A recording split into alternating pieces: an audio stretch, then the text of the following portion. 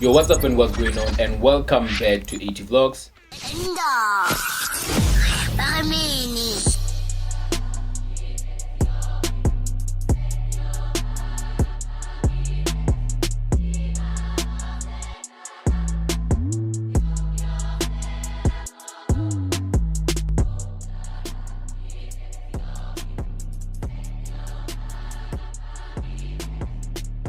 This is an episode on Podcast and Chill where Saul, the co-presenter of MacG, was not present at the days. When the call comes in. Hey. Yes. When the sheik calls. When the sheik calls. Yay. Yes. Yay. Yes, I'm there. Yes. Susan, the tribute. We miss you, Saul, can we? So Mpho Pops actually came in for him and they actually did the show together. I actually found the show very entertaining and I actually watched it throughout until the very last minute. Grab the bull by the horns. Stakeholder. Come on. You hear it, Mukwebo? Yes. Shake Waiuta. Grab the bull by the horns. Stakeholder. Mistake. Have you ever posted a song or I never? Grab the bull by the horns. Stakeholder. What's Slicker saying at that time? Slick. Because I couldn't afford to pay the bill because Ben Pegil.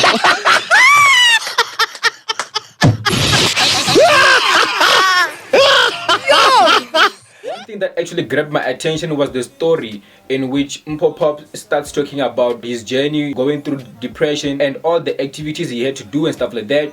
When he was done with that, he actually said he went into a store. So one of the shops that was there at the big swing was this shop, Dibaba. And I remember I got to Dibaba. I asked the two ladies working there, what's Dibaba? But no, it's a local brand. What. Dope. I bought a top. I bought a sweater. Didn't think anything of it. Sharp, boom. yeah. Then when I got out, I remember you were like, hey, dude, what's your card? Right? And then we made an arrangement to come to the podcast. And on that day, I wore my black Dibaba top. I wore a black Dibaba top. We had our interview.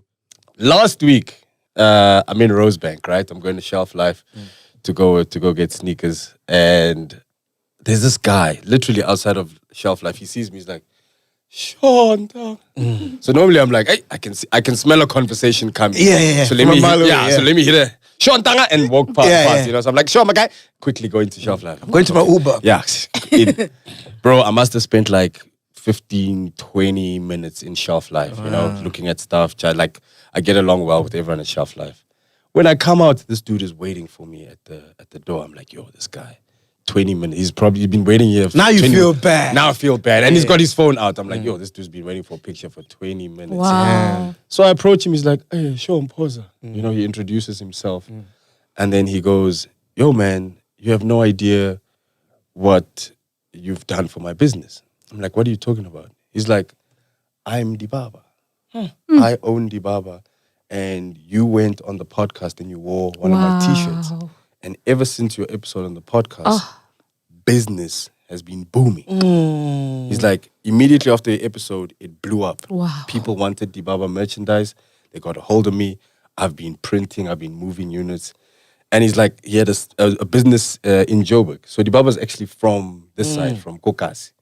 But it was the store was unsuccessful. And I think COVID hit. And he got an opportunity, I think through tourism, to go and open up where I saw him by the big swing in Mpumalanga. And that's one of the franchises he had. But since the episode, it blew up, right? Dibaba blew up.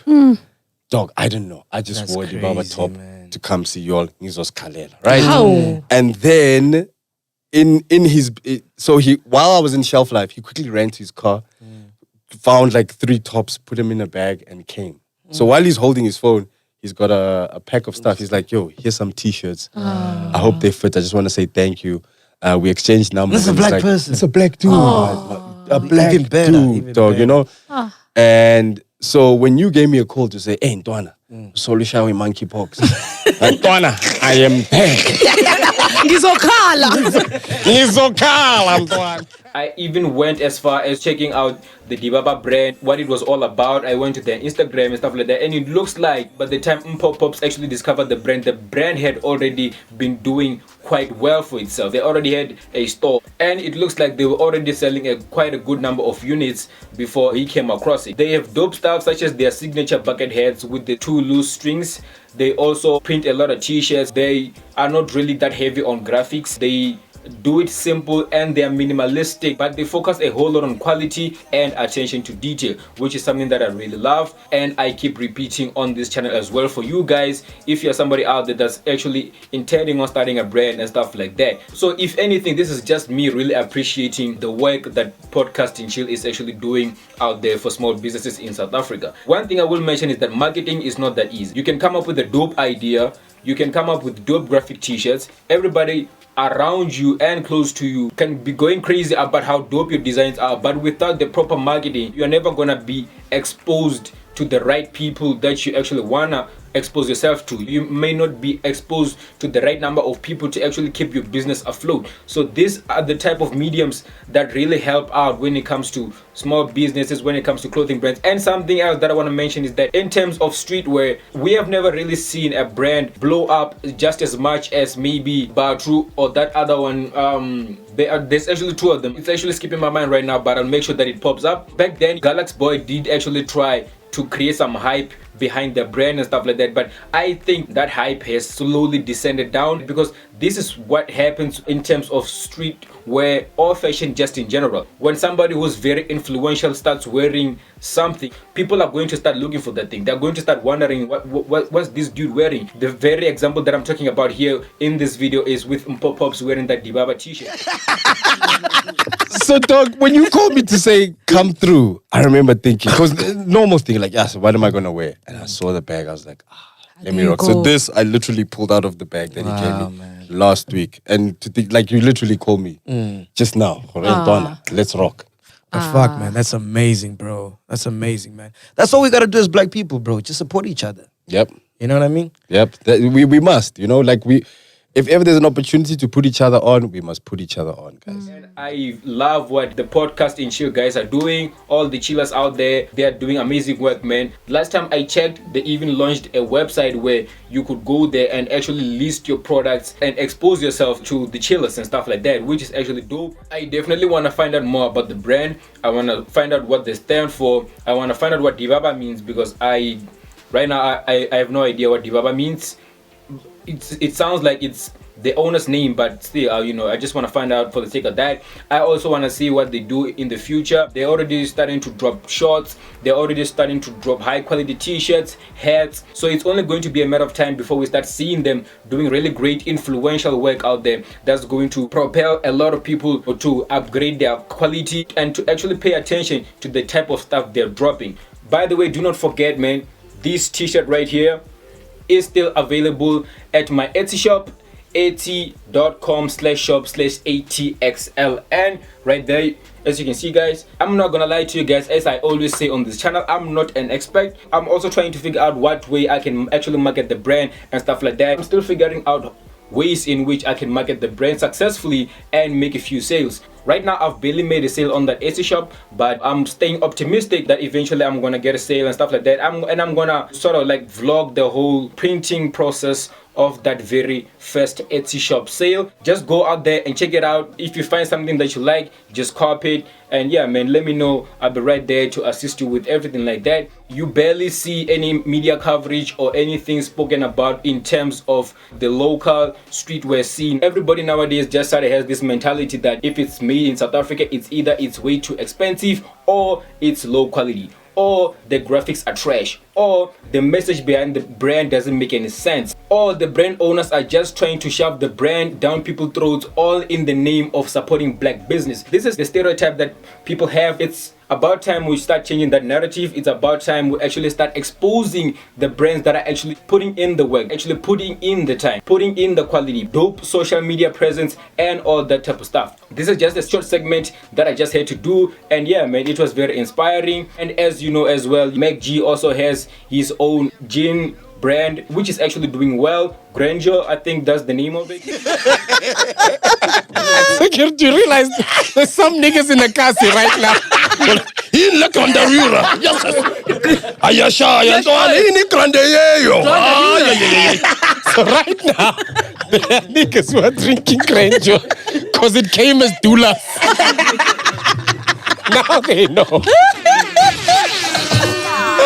Shit, man.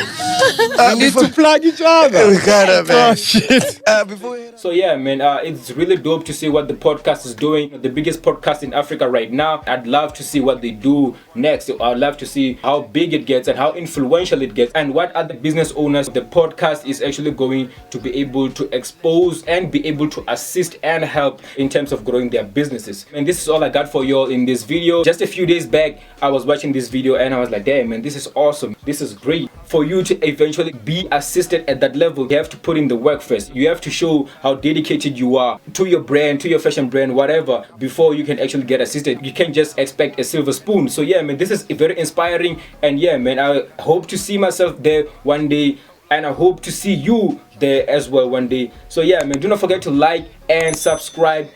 Put down a comment, man, if you have anything that you want to comment on about this video. So yeah, man, do not forget to like and subscribe. I'm out. And you are now entering a space for Black history, a voice for the voiceless. The Habinga on the Line Revolution, a marriage of chillers and platform that will last longer than it girls' marriage. Welcome to Black Excellence. Do not fear, for if you do, just sip on some grandeur. And if you still do, ask ourselves, what would Mapapunzi do? Phakama chilla, ixesha lefiki. Ungoyiki, even if when they ask you, awusabi yini? Do not fear, for if you do, just say, Anistivi. This is the medicine of censorship. This is the pill. Which one is that one? Podcast and